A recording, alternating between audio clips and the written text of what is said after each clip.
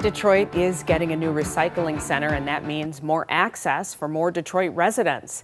One of the country's largest waste management companies, WM, is investing millions of dollars into a new facility. However, many Detroiters don't know that they already have recycling access. 7 Action News reporter Mike Duffy learned about what's already out there and what Detroit has planned for a greener future. Most people recognize these days that it's a good idea to recycle. But what if you don't have bins like this near where you live? As I'm learning, for most Detroiters these days, it's more a matter of will. And pretty soon, recycling is going to get a whole lot easier. Erma Leaphart lives in North Rosedale Park and is an avid recycler. Recycling is so important to me, primarily because of the environmental benefits. She's seen access to recycling in Detroit grow, especially over the last decade. And now it's citywide, it's curbside recycling, so anyone that pretty much wants to recycle, there's a fairly easy entry to it. Now, one of the largest waste management companies in the country, WM, is planning a $35 to $40 million recycling center in Detroit.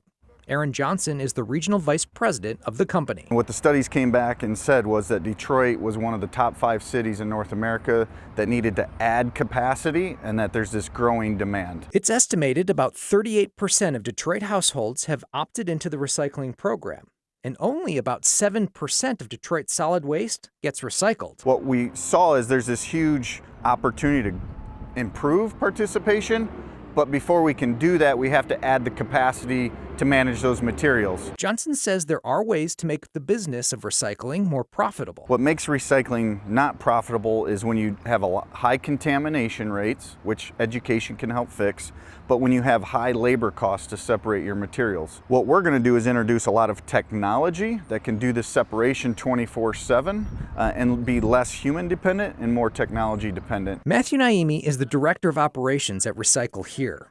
He showed me around the facility, Detroit's drop-off recycling center. I asked him if he's worried about WM opening a recycling center of their own. I do not see that as competition. I welcome more people getting into the arena. He says facilities like Recycle Here have been giving Detroiters the option to recycle since 2007. They say 38% of Detroiters have access to recycling, which is 100% false. 100% of Detroiters have access to a program like Recycle Here. Natalie Jacob is the executive director of Green Living Science and a board member of the Michigan Recycling Coalition.